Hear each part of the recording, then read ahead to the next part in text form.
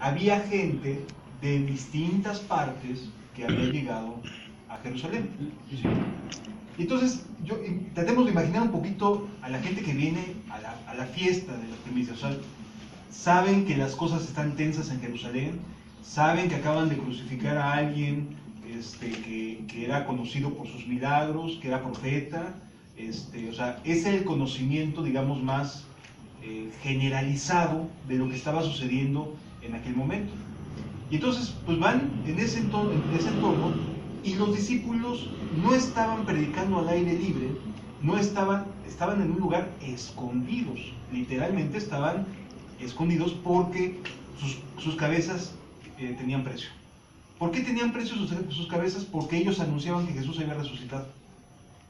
Y entonces era totalmente contrario al sistema, que lo que quería era eliminar, erradicar el nombre de Jesús y que no se supiera nada más de él. Entonces, los discípulos estaban en este lugar, en lo alto.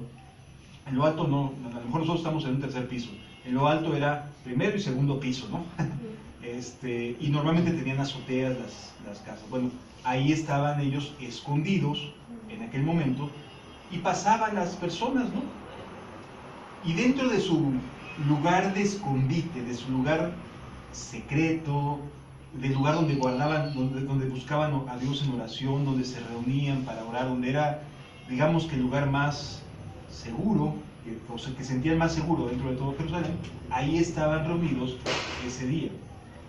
Las personas iban pasando, cuando de repente entra un viento, se levanta un viento fuerte, un viento recio, y hace un gran estruendo.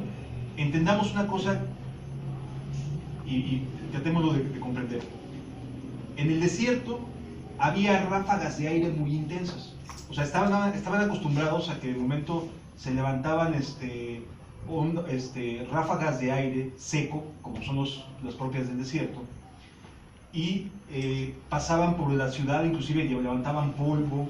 No sé si han visto en algún documental las tormentas de arena, que son básicamente cortinas de tierra que están siendo movidas por aire. O sea, estaban acostumbrados hasta cierto punto de estas ráfagas de viento, de aire, no les eran inusuales. ¿Sí? Lo que fue inusual es que solo fuera en ese lugar. Es decir, que no fuera un aire que venía del norte y que de momento abarcara toda la ciudad, sino que descendió justamente por donde ellos iban caminando rumbo al templo, y de momento empieza a haber aire ahí en una de las casas, y les extraña porque no sienten ningún tipo de tormenta, de estas tormentas de arena, o sea, a las que estaban acostumbrados ellos, sino que lo que les llama la atención es que esté localizado en un solo punto este tornado, esta ráfaga de aire. ¿Sí? Eso hace que se detengan extrañados, porque eso sí era inusual. El aire no era algo inusual, los vientos no eran inusuales, pero que fuera en un solo lugar, eso sí llamaba la atención. ¿Sí? Y entonces se detienen y empiezan a escuchar a la gente hablar en su idioma. Ah, caray, pues ¿quiénes estarán allá arriba? ¿Sí? Y entonces los discípulos reciben lo que se les llama, en la Biblia se le dice lenguas, que en realidad son idiomas. ¿Sí? O, pues sí, idiomas, distintos tipos de lenguajes, como si en un momento tuviéramos la capacidad de hablar náhuatl, y poder ir a aplicar a los que hablan la lengua náhuatl. O sea, reciben distintas formas o capacidades para anunciar el Evangelio. ¿Sí? Reciben estos idiomas, estas lenguas, y comienzan a anunciar a cada uno las maravillas de Dios en su propio idioma. Y la reacción que tienen estas personas es la que leemos aquí en Hechos 2:13. De 12 y 13 dice: y estaban atónitos y perplejos, diciéndose unos a otros, ¿qué quiere decir esto? Mas otros, burlándose, decían, están llenos, o sea, están hasta atrás, están llenos de mosto, están embriagados. ¿Cómo puede haber de un mismo evento dos perspectivas distintas? ¿Sí? Mientras unos decían, ¿qué es esto?, otros se burlaban. otros se reían por dentro, otros decían esto es una locura, etc. Y un mismo evento, una misma obra de misericordia de Dios, puede ser vista con interés o con burla. ¿Sí me explico? Y entonces aquí encontramos lo que hace ratito platicábamos acerca de cómo las personas pueden percibir las cosas de manera distinta, un mismo evento, una misma circunstancia. Y entonces Pedro, lleno del Espíritu Santo, se levanta en aquella ocasión y dice lo siguiente, versículo 14. Entonces Pedro, poniéndose de pie con los 11, alzó la voz y les habló diciendo: varones judíos y todos los que habitáis en Jerusalén, esto os sea notorio y oíd mis palabras. Pedro estaba en el lugar todavía alto y desde ahí comienza a dar un discurso. Un discurso que pues a lo mejor lo escucharon la gente que se detuvo, pero que no llegó hasta el templo de Jerusalén. ¿Sí? O sea, a veces nos imaginamos así como que todo Jerusalén se escuchó el estruendo. No, fue por los que iban pasando ahí. O sea, Dios se derrama para anunciar a los que justamente iban caminando por donde estaba el aposento alto. El mensaje, cuando menos el día que llegue el Espíritu Santo, no fue un mensaje que hubiera llegado a los oídos de los que estaban en el otro extremo de la ciudad, o que estaban en el huerto de los olivos. No, fue para los que iban en ese momento pasando por donde estaban ellos reunidos. Esto es importante, hermanos, porque a veces nos imaginamos así multitudes gigantescas, y desde un principio, cuando el Espíritu Santo baja, solamente acerca a los que van pasando, a los que se detienen. A los que no se detienen se siguen, ¿no? Pues yo voy al templo, yo veo que vine y me voy, ¿no? Y me sigo derechito al templo. Pero hubo otros que dijeron: ¿yo esto qué? ¿Qué está pasando? Y otros dijeron: mira, nada más, se la agarraron estos desde el viernes, ¿no? O sea, están llenos de mosto, están llenos de alcoholes, ¿sí? Entonces, hubo quienes se detuvieron, hubo quienes se burlaron, pero hubo quienes escucharon, ¿sí? Hubo quienes sí se detuvieron, sí se dieron el tiempo de que en su trayecto hacia el templo, ¿qué es esto? ¿Qué es esto que está sucediendo? Y lo que hace Pedro es, versículo 15, porque estos no están ebrios, como vosotros suponéis, puesto que la hora es la tercera del día. O sea, esta era bastante temprano como para empezar la época de tomar, ¿no? Eran las 9 de la mañana. ¿Sí? La hora tercera del día es, acuérdense que ellos dividían su día en 4 tercios, ¿sí? O sea, 4 cuartos, perdón. De 6 a 9, sí, es 4 cuartos, ¿verdad? De 6 a 9 era una parte de su día, después de 9 a 12, de 12 a 3 de la tarde, y de 3 a 6 de la tarde, ¿sí? Y entonces eran las 9 de la mañana cuando todo esto estaba ocurriendo, bastante tempranito, ¿sí? La gente que iba a la fiesta era la que se detuvo a ver qué es lo que estaba sucediendo, y son los que reciben el mensaje. Ahora, vale la pena decir una cosa: las festividades o los momentos más ceremoniales, más intensos de las fiestas eran a la hora de la tarde, a las 3 de la tarde, un poquito antes de que iniciara el día del Señor. Daban espacio, terminaban un poquito antes de que empezaran los días de reposo. Y entonces, normalmente la hora de oración era a las 3 de la tarde en el templo. ¿Sí? ¿Esto qué quiere decir? Que la gente iba deambulando, o sea, no necesariamente iba a orar, o a lo mejor sí, no recuerdo ahorita un texto que me diga que los días de Pentecostés hubiera una oración prolongada desde la mañana hasta la tarde. La verdad es que no lo tengo presente. Lo que sí sé es que a las 3 de la tarde era la reunión de oración de los judíos en el templo. Pero bueno, eran las 9 de la mañana. Cuando menos la gente se iba al mercado, ¿no? Porque no era día de reposo. sí iba a hacer sus compras, sí iba al mercado, y entonces ve todo esto estruendo y son los que escuchan. Esto me da a entender que no es de todos el escuchar. Hay a quienes les puede llegar al corazón y hay a quienes no les llega al corazón. ¿Sí? Y eso no quiere decir que quienes no les llega al corazón estén desechados o estén sentenciados. No, sencillamente no es su momento, no es su tiempo, no es el momento en el cual Dios los quiera tocar o los quiera tratar. Pero hay quienes sí. Y hay quienes a lo mejor a un principio se burlaban y terminaron ese día entendiendo por qué razón Jesús era tan importante, por qué Jesús era la persona que anhelaba su alma. ¿Sí? Y es lo que va a tratar de explicar Pedro. Dice, mas esto es lo dicho por el profeta Joel. Y en los postreros días, dice Dios, derramaré de mi espíritu sobre toda carne. ¿Qué significa esto de derramar el espíritu sobre toda carne? ¿Alguien tiene alguna idea? ¿Por qué sobre toda carne? Toda la humanidad. Derramaré mi espíritu sobre toda carne significa que habría de ser abierto. Es decir, recordemos que antes nada más eran los sacerdotes los únicos que podían decir, hablar de parte de Dios. ¿Sí? Como hoy en día dicen que nada más los ministros y los pastores son los únicos que pueden hablar. No es cierto, ¿eh? Son todos. El Espíritu se derrama y capacita a todos los seres humanos. No nada más a unos cuantos, sino lo hace general. ¿Sí? Y luego dice la Escritura,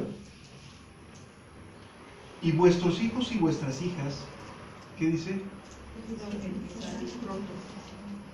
Antes nada más los profetas eran unos cuantos. ¿Qué creen? Ya no va a ser así. Ya no solamente serán unos cuantos, ya no solamente serán los escogidos, los que están, que parece que caminan así sobre las nubes, que flotan de santidad. No, ahora van a ser todos, jóvenes, ancianos, todos van a tener esa comunión que tanto anhelan nuestros corazones. ¿Sí? Ya no queda a cargo de unos cuantos, ya todos. Dios ha hecho morar su propio espíritu, no sobre unos cuantos, sino sobre todos. ¿Sí? Dice, derramaré mi espíritu sobre toda carne, y vuestros hijos y vuestras hijas profetizarán. Vuestros jóvenes verán visiones. Es decir, habrá en la juventud el anhelo y el deseo de ir hacia adelante, de saber en qué dirección caminar, qué decisiones tomar, hacia dónde dirigirse. Verán visiones, van a tener la posibilidad de ser guiados por el Espíritu desde una edad muy temprana. ¿Sí? Es decir, va a haber gracia sobre los hijos, sobre las hijas, sobre los jóvenes. Vemos cómo antes, en la cultura judía, un joven era el ignorado, ¿eh? Era el que menos se le tomaba en cuenta, eran los jóvenes. Pues por la inexperiencia, la falta de madurez, las decisiones las tomaban nada más los adultos, etc. Los jóvenes no pintaban más que para obedecer. Eso era para lo único que pintaban los jóvenes, para obedecer. ¿Sí? Bueno, pues aquí las Escrituras nos enseñan que el Espíritu Santo se derrama sobre hijos, hijas, jóvenes. O sea, Dios iba a levantar una generación nueva, una generación que sí, los apóstoles sabrían instruir lo que Jesús les enseñó, pero quienes llevarían la fuerza serían las generaciones que vienen. ¿Sí? Es bien valioso esto, hermanos, porque muchas veces los adultos creemos que los jóvenes no tienen esa habilidad, esa capacidad, esa madurez, y no es así. El Espíritu Santo se está derramando sobre toda carne, pero a mí me llama la atención que haga énfasis sobre hijos, hijas y jóvenes. ¿Por qué? Porque tiene planes muy especiales para cada uno de nosotros. Sí. Tiene propósitos muy específicos. Continúa diciendo la Escritura, versículo 18 dice, y de cierto sobre mis siervos y sobre mis siervas en aquellos días derramaré mi espíritu. ¿Y qué dice? Todos podrán entrar, tener ese espíritu de anunciar, de hablar de parte de Dios. Se acabaron las individualidades, ¿sí? Como en los equipos de fútbol ya no nada más hay estrellas, ya todos son estrellas, ¿no? En los equipos de distintos deportes, que uno sobresale, no, ya no, todos van a sobresalir, ¿sí? En otras palabras, es un momento de que se derrama y se abren las puertas del reino de los cielos, a todos, sin importar las edades, sin importar que pueda tener ya una edad avanzada o ser un joven, sobre todos. Aquí inicia una relación entre cada ser humano y Dios. Ya se acabaron los intermediarios, ya se acabaron los que no, ve y dile tú, no, pues ve y dile tú, no, a ver Señor, ¿qué es lo que quieres que le hable? Sí, o sea, ya se acabaron la responsabilidad caiga sobre los Moisés, ¿no? Sobre los jueces. Dice la Escritura que todos sabían enseñar, no nadie enseñaría a su hermano, sino que todos tendrían el Espíritu, ¿sí?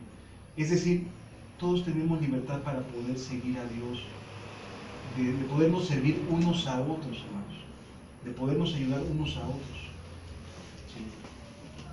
Y que la responsabilidad de llevar el Evangelio no sea solamente de una persona, sino que pueda ser de todos.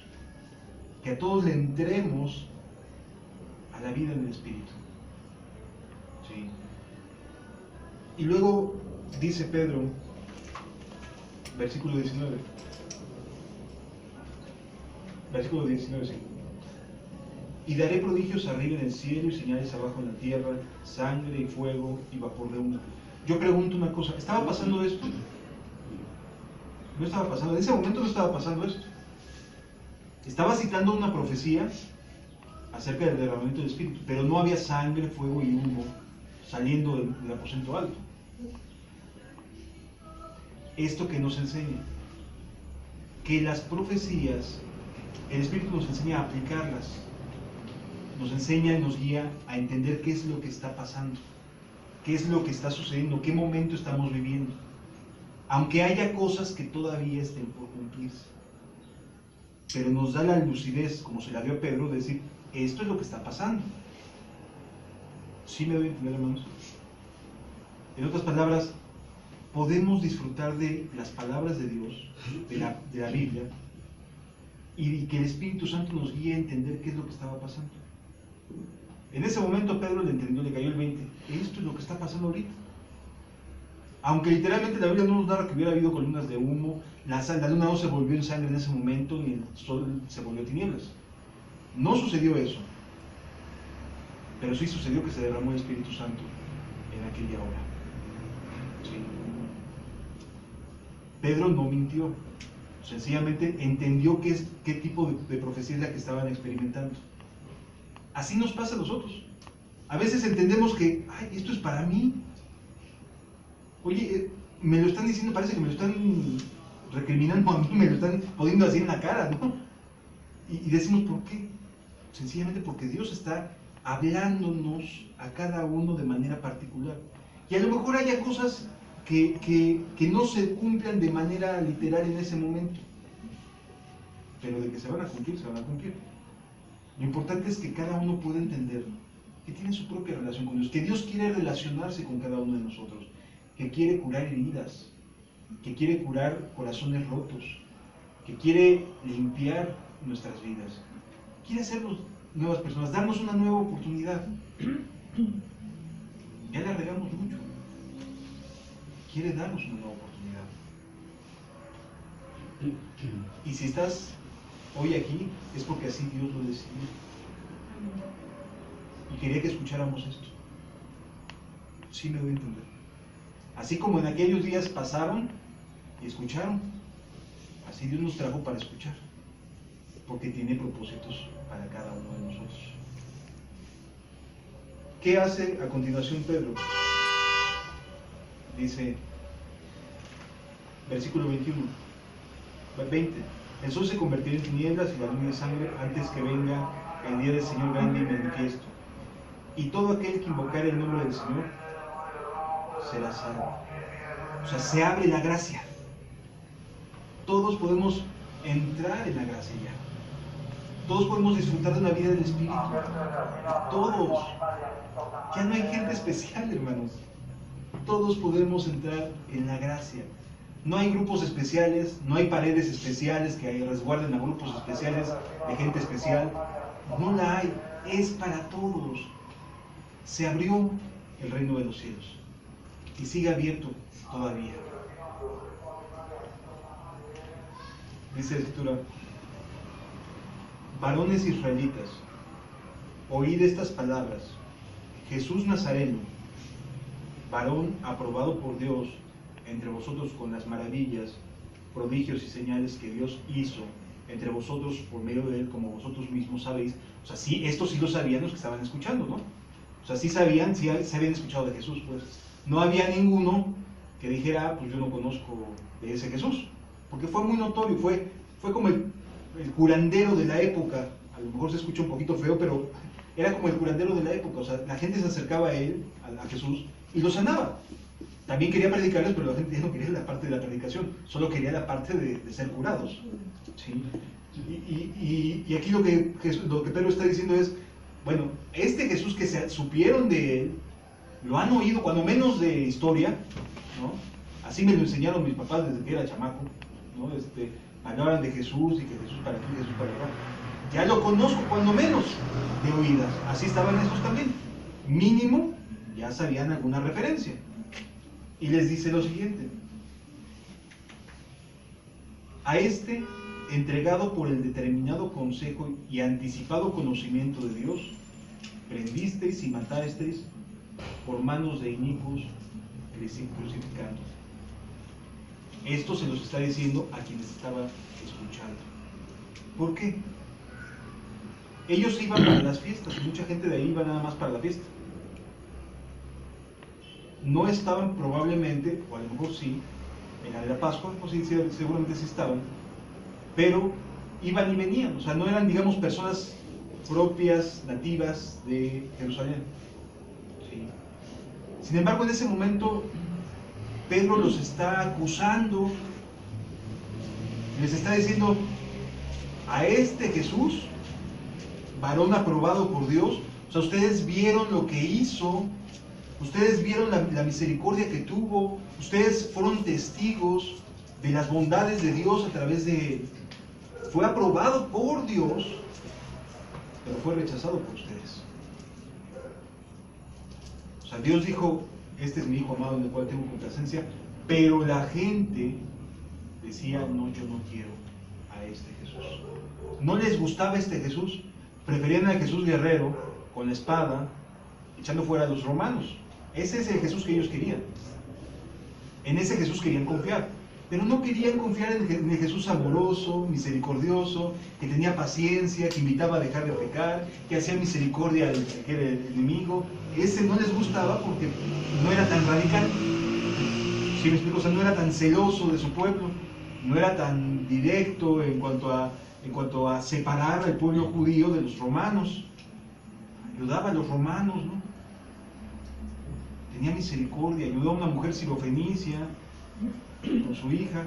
Es decir, este Jesús que no hacía distinción, que habló con una samaritana, que no hacía distinción de nadie, no les gustó al pueblo de Israel. Ellos querían aquel que los encumbrara, que los hiciera sentir especiales, que los sintiera sentir santos, únicos, el pueblo elegido. Ese era el Jesús que el pueblo esperaba, que echara fuera a los romanos y que juzgara Israel a todo el pueblo por medio de Jesús, a todas las naciones. Ese era el Jesús que esperaban. El Jesús que llegó ayudando, llegó teniendo misericordia, amando, sirviendo, ayudando a quien no lo merecía, y eso al pueblo no le gustó, y por eso decían que mátenlo. No nos gusta este Jesús. Este Jesús no nos gusta, porque este Jesús le da la bienvenida a gente extranjera. Este Jesús ayuda a quien nos está oprimiendo. le dio la entrada a un recaudador de impuestos. O sea, al traidor lo está ayudando, lo tiene entre sus discípulos. Este Jesús no nos busca. Amados, ¿qué Jesús es el que nos gusta a nosotros? Ya a nivel personal, ¿qué decimos acerca de Cristo? ¿Qué decimos y qué opinamos acerca de Jesús? ¿Qué Jesús es el que queremos? ¿El que parte por la mitad y dice los malos y los buenos? ¿El que decide a quienes ayuda y a quienes no ayuda? ¿El que decide cómo amar y cómo retirar el amor? ¿A quiénes perdonar y a quiénes no perdonar? ¿Qué Jesús es el que queremos? ¿A qué Jesús queremos seguir? ¿Al que fue a la cruz? ¿O al que los judíos todavía siguen esperando hoy? Que sea libertador, que los exalte, los ponga como la nación especial, como la nación escogida. ¿A qué Jesús queremos seguir? ¿Aquel que señala? ¿Aquel que dice, tú eres publicano, tú no? ¿O aquel que le dice a la mujer, vete y no peques más? ¿A qué Jesús queremos seguir? Sí. Es importante que aprendamos a definir, porque cada ser humano concibe a Jesús de distintas formas. Sí. El Jesús que yo conozco es un Jesús que está actuando con justicia porque yo no podía actuar con justicia. Que me está amando y me está enseñando a amar. Y me está guiando a amar a los demás y a buscar su mayor bien. Aunque ello y en ello pueda tener consecuencias y a la gente le deje de gustar. Es decir, el Jesús que conozco es radical en cuanto al pecado. Eso no cabe la menor duda. Pero jamás le cierra la puerta a nadie que lo busca sinceramente. Jamás. Mientras que los judíos, en aquella época, sí le cerraban la puerta en la cara a la gente. Sí le decían, tú no, ya no quiero. Un día podía alimentar a 5,000 y al otro día, después de que pasa la noche, estos mismos 5,000 le dicen, no queremos saber nada de ti. A los mismos 5,000 que había alimentado el día anterior. ¿Sí lo vamos entendiendo, hermanos? En otras palabras, nosotros estamos decidiendo a qué Jesús queremos seguir. ¿Sí? Jesús vence el pecado, pero lo vence Él a través de su Espíritu en nosotros. No lo vencemos aislándonos como los monjes, no lo vamos a vencer, no vamos a vencer las pasiones de la carne, los deseos de la carne, no los vamos a vencer porque seamos muy capaces, sino porque Él en nosotros produce el querer como el hacer. Es Él en nosotros, no que nosotros lo queramos, es Él en nosotros el que produce el querer como el hacer por su buena voluntad. Aquellos que quieren dejar de hacer lo malo y aprender a hacer lo bueno, lo produce Él. Él es el misericordioso y nos enseña a ser misericordiosos. Él es bueno y nos enseña cómo actuar con bondad hacia nuestros semejantes. O sea, Él es el primero de entre muchos hermanos, la punta de lanza. Y a Él fue al que mataron nuestros pecados, hermanos. A Él fue al que nuestra actitud desafió y decidió decir, no, yo no quiero este tipo de vida. ¿Sí me voy a entender? Amén. ¿Qué Jesús queremos escuchar? ¿A qué Jesús queremos seguir? ¿Aquel que hace acepción de personas entre unos y otros? ¿O aquel que puede y es capaz de darle la bienvenida al peor de todos los pecadores que puede existir? Que puede convertir a un narcotraficante en una nueva criatura. Que puede hacer de la peor persona alguien bondadoso y lleno de amor. Ellos sabían ¿qué clase de Jesús fue el que matar? Y continúa diciendo la Escritura: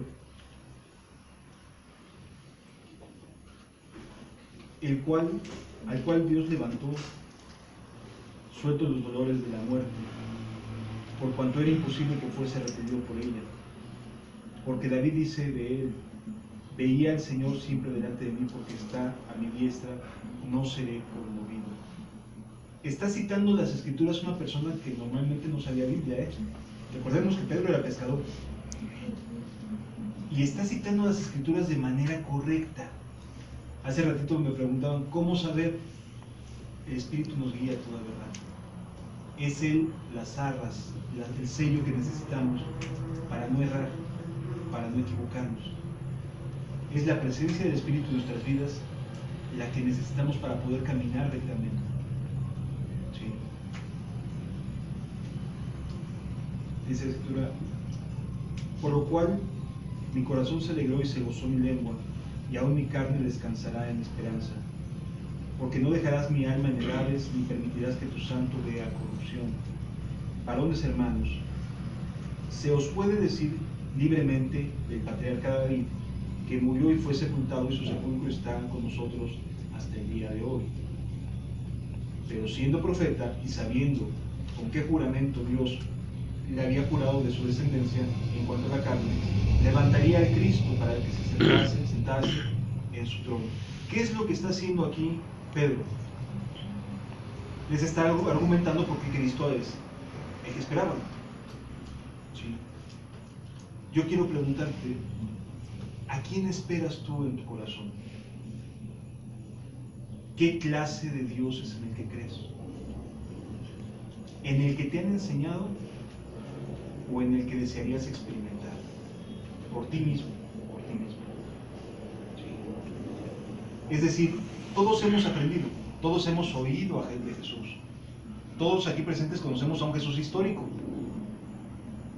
¿Cuántos sabemos y cuántos tenemos la experiencia de un Jesús con el cual nos podamos estar teniendo una comunicación y que nos responda, que nos esté diciendo cómo hacerle ante las dificultades, que nos esté atendiendo, al cual le pueda preguntar algo y me conteste, y me responda, y me ayude, y me libre del mal, y le pueda decir, ayúdame con esto, y me responda, que pueda tener una comunicación así como de persona a persona. ¿Cuántos podemos decir que tenemos esa clase de comunicación con Jesús, con Dios? Donde todos los días puedo levantarme y aunque me digan que estoy loquito, puedo ponerme a hablar con Él sabiendo que me está escuchando y me está contestando. Que si estoy herido y me duele en mi corazón algo, que alguien me hizo algo, puedo ir y platicárselo a Él. Y saber que me va a consolar y voy a quedar en paz. Porque es verdadero y porque es fiel. Tenemos esta clase de comunión, hermanos. Tenemos esta clase de vida cristiana donde no tiene que ver dónde estamos, sino quién está con nosotros. Abraham, el padre, el llamado padre de la fe, era de Mesopotamia, hermanos. Los judíos son descendencia de mesopotámicos. No tenían ningún grado especial, no eran seres humanos con una genética inusual, con sangre azul o sangre un poquito menos roja, etc. O sea, no había en ellos nada que los diferenciara de nosotros, con una excepción, y es la más grande de todas. Fue la presencia de Dios en Abraham y en aquellos de su descendencia, los los convirtió en alguien, en un grupo o en una congregación de personas, en una nación distinta. Pero de que tú les pegas un pellizco y se mueren. O sea, no hay nada en especial en ellos, porque hoy en día muchos grupos quieren regresarse a cuestiones así judías. ¿Sí? O sea, hoy en día parece que la gente quiere ponerse su kipá, creo que se llama, en la cabeza, ¿no? Quieren regresar a ser judíos cuando no tienen nada de especial sin Dios. La diferencia la hace Dios en la vida de Abraham, porque Abraham era mesopotámico, hijo de idólatras, politeísta, ¿qué tiene de especial? Nada. Es la presencia de Dios en cada uno de nosotros quien nos ayuda, hermanos, quien nos hace hijos de Dios. Es Dios en nosotros, no la raza, no a dónde nos congregamos, no a quienes nos gusta escuchar, a quienes no, etc. O sea, es Dios en nosotros quien nos da esa garantía. ¿Sí me doy a entender, hermanos? Continúa diciendo la Escritura. Viéndolo antes, habló de la resurrección de Cristo, que su alma no fue dejada en Hades, ni su carne vio corrupción.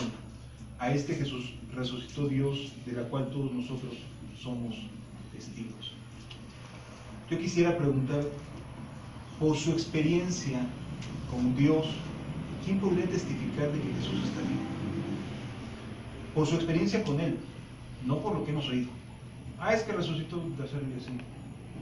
Que pueda decir en mi corazón, es que lo conozco porque tengo comunión con Él, sé que está vivo. No por lo que oí, no porque vi una película, sino porque tengo comunión con Él, sé que está vivo.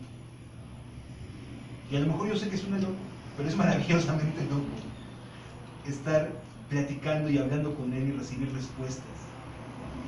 ¿Sí? ¿Qué es para nosotros esta vida en Cristo? Podemos platicar con Él y recibir esas respuestas. Podemos decir, está vivo, y testificar de que tenemos un Dios que está vivo, porque tenemos testimonio en nosotros mismos, hemos experimentado cosas, hemos conocido a un Dios que está vivo, que nos está ayudando. No que tenemos una religión, sino que tenemos una relación con Dios. Pedro testifica de que Jesús había resucitado. Si nosotros hoy podemos testificar de que Jesús resucitó, no es porque lo hayan visto nuestros ojos, sino porque lo experimentamos en el día con día. Por eso podemos decir, sí, está vivo, y responde, y tiene relación con los seres humanos.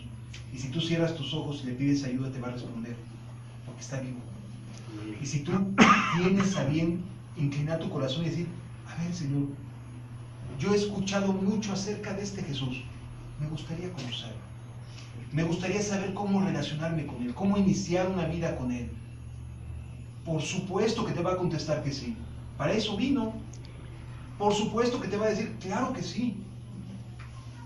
Por eso llegó a la tierra. Aquí el reto es, ¿te atreverías a iniciar una vida con Él? Donde tú le preguntes cosas y esperes respuestas.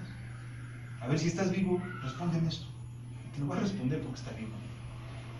¿Sí? Hermanos, de verdad, el llamado no es a juntarnos por sí. El llamado es a experimentar una relación con Dios. Versículo 33.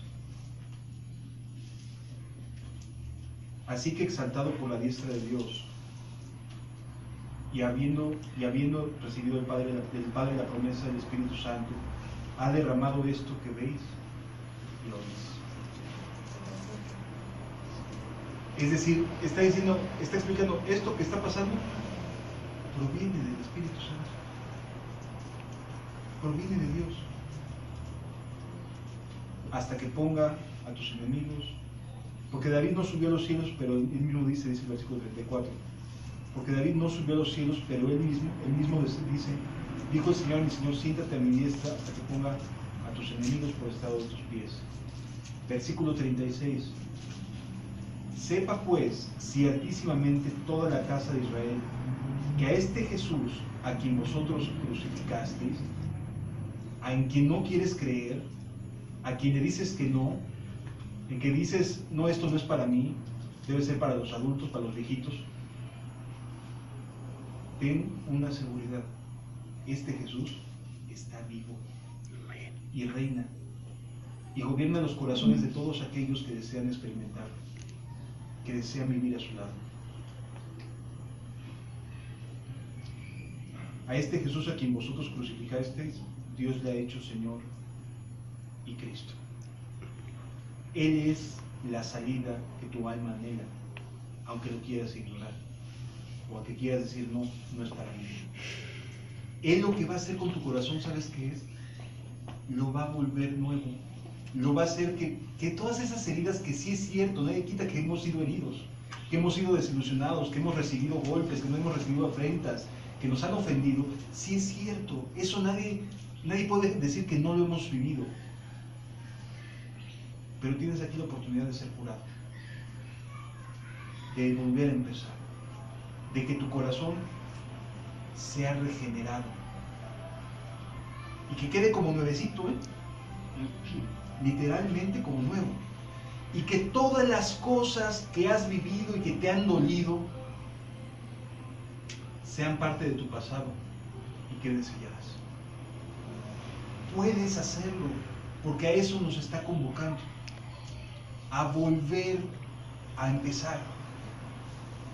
No importa la edad que tengamos, podemos volver a empezar.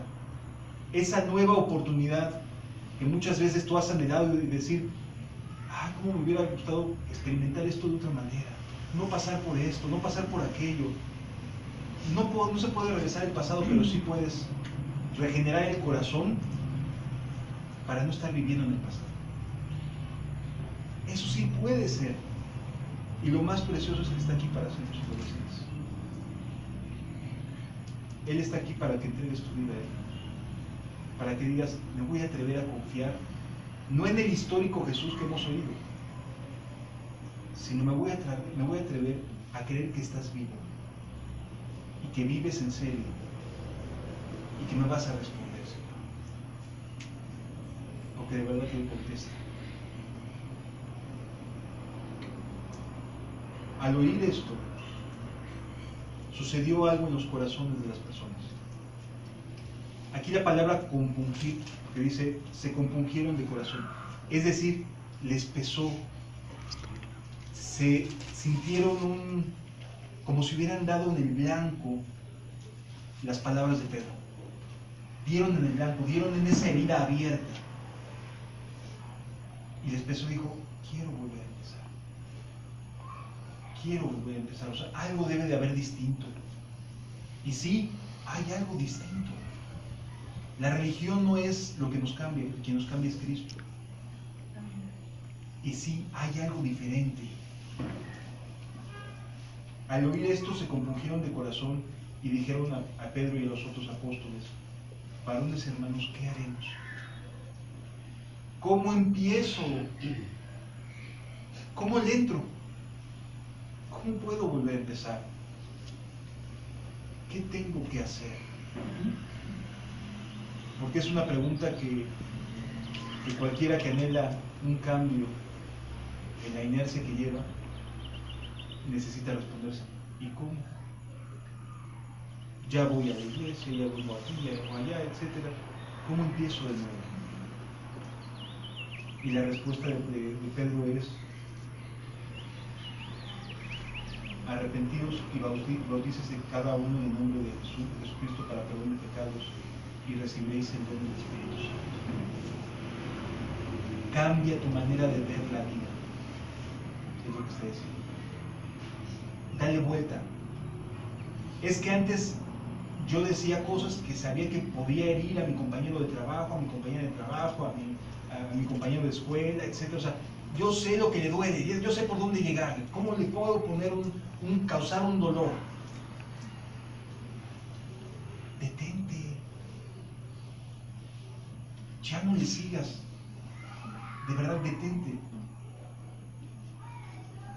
Cambia tu manera de pensar. Modifica esa actitud. Y lo que va a suceder es que Jesús va a perdonar tus pecados. Lo que hayas hecho, no importa qué tan grave sea, no importa cuán vergonzoso sea. A lo mejor tú dices en tu cabeza, en tu corazón, es que si Dios dijera todo lo que he hecho, no, hombre, no acabaría. Llenaría papeles y papeles de cosas que he hecho, que no me hacen sentir ya orgulloso, que quiero salir, Quiero salir de este entorno, o sea, ya me cansé de ser siempre la misma persona y siempre me la vivo justificándome. Siempre me estoy diciendo a mí mismo, pues lo haces por esto, lo haces por aquello, se entiende, todo el mundo es así. Ya basta de vivir esta forma de vida, ya basta de seguir diciéndome a mí mismo, pues es normal. Quiero cambiar. Jesús está dispuesto a que vuelvas a empezar. Y recibiréis el don del Espíritu. Ese Espíritu que ellos estaban viendo, que estaba descendiendo en ese momento, entraría en sus vidas. Para guiarlos, para ayudarlos, para orientarlos. ¿Quieres volver a empezar? ¿Te gustaría que no importa cuántos años tengamos de conocimiento de ese cristianismo histórico, te gustaría volver a tener una oportunidad de reiniciar las cosas, de que tu corazón se sane de tantas heridas, de tantos dolores, de tantas angustias? Por eso el Espíritu está aquí, como lo estuvo el día de Pentecostés, para ayudarnos. Vamos a cerrar nuestros ojos y reflexionar y pensar.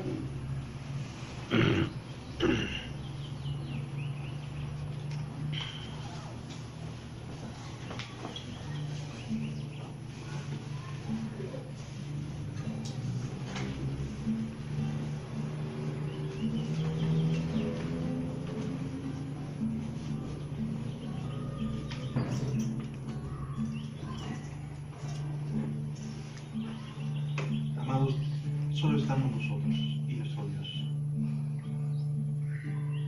Cada uno de nosotros sabe nuestro corazón si hemos creído de una manera histórica, como porque nos han enseñado y nada más. ¿Te atreverías a iniciar una vida donde Él pueda presentarse delante de ti como vivo? ¿Te atreverías a comenzar a pedir y esperar las respuestas? ¿Quieres ser sanado de tus heridas, de tus decepciones, de tu dolor? Él está aquí.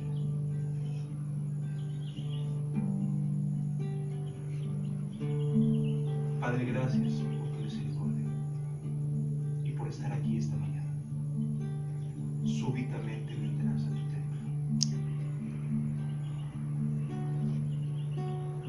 Tan cerca de ti,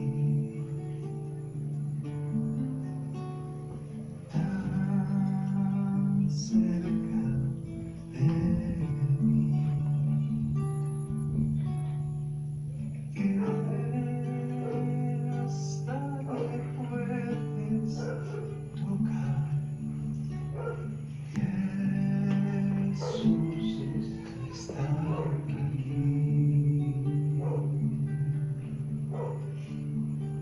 Señor, aquí estamos. Nos estás hablando a cada uno personal. Empezar de nuevo, Señor. Tan cerca de ti, tan cerca de mí, que hasta me puedes tocar. Jesús está aquí.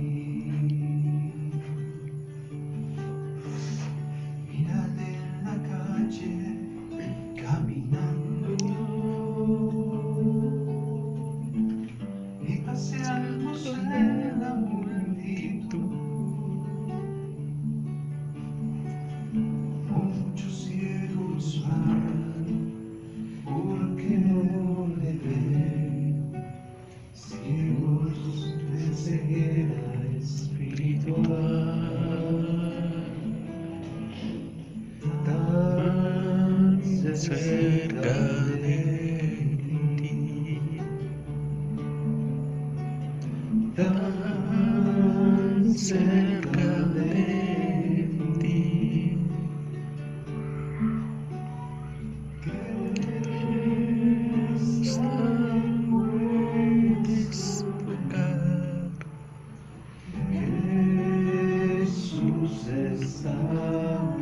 Amén.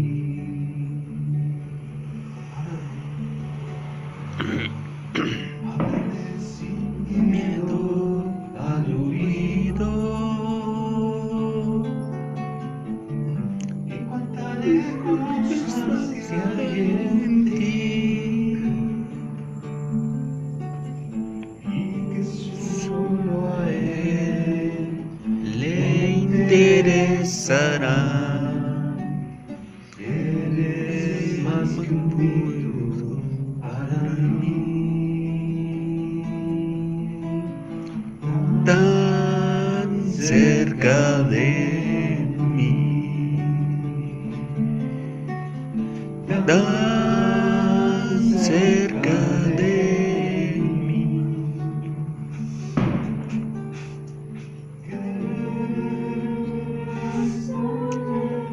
Puede ser que Jesús está aquí.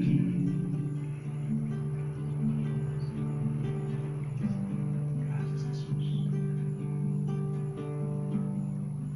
Gracias, Señor.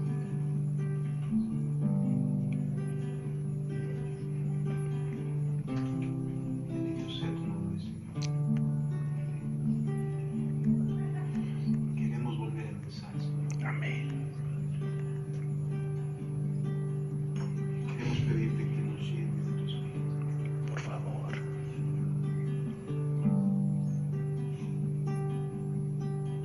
Vengan a mí Todos los que están cargados, vengan a mí. Todos los que quieran cargados, vengan a mí. Los que quieran descansar, vengan a mí y hallaréis descanso. Vengan a mí, todos los que están cansados. Vengan a mí, todos los que están cansados. Vengan a mí, los que quieran descansar. Vengan a mí y hallaréis descanso. Mi vida di por ti en la cruz. Sangre también por ti vertí. para que puedas tú confiar en mí, para que puedas Descansar.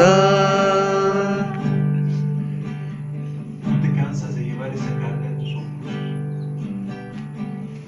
No te cansas de estar siempre con esa herida abierta y sufriendo.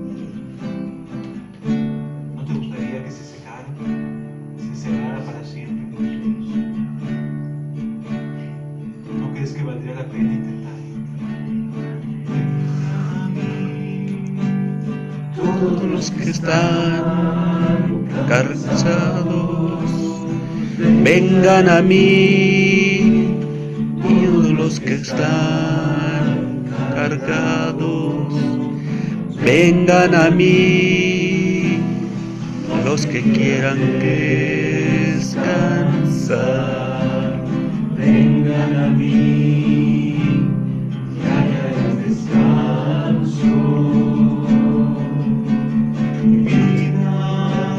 Mi vida di por ti en la cruz. Sangre también por ti vertí. Para que puedas tú confiar en mí. Para que puedas descansar. Amén, Señor. Amén. mi vida di por ti en la cruz, mi sangre también por ti vertí, para que Puedas tú confiar en mí, para que puedas tú descansar. Es que ya ha sido mucho tiempo de religión, ¿no crees? Ya ha sido mucho tiempo de conocer sin vivir. Ábrele a Jesús tu corazón para que sus palabras penetren hasta el fondo, que transforme tu vida. Vosotros estáis limpios por la palabra que os he hablado, les dijo Cristo a sus discípulos. Permite que el Espíritu entre a gobernar tu corazón. Entrégate ahora al Espíritu. Aquí está. Aquí está para no soltarte, para que no estés solo, para guiarte a toda verdad. Aquí está para darte consuelo, para que puedas entender que las Escrituras se cumplen, son reales.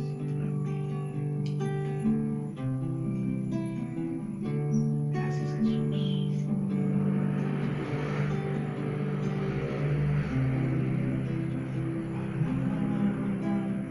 Que Puedas descansar.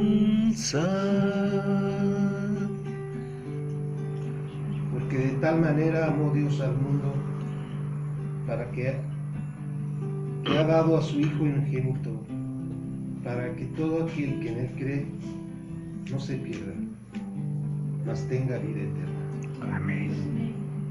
Y no te vas a perder. No te vas a perder. Te va a tomar de su mano y no te va a soltar. Te va a curar. Amén. Te va a alentar. Te va a llevar de su mano.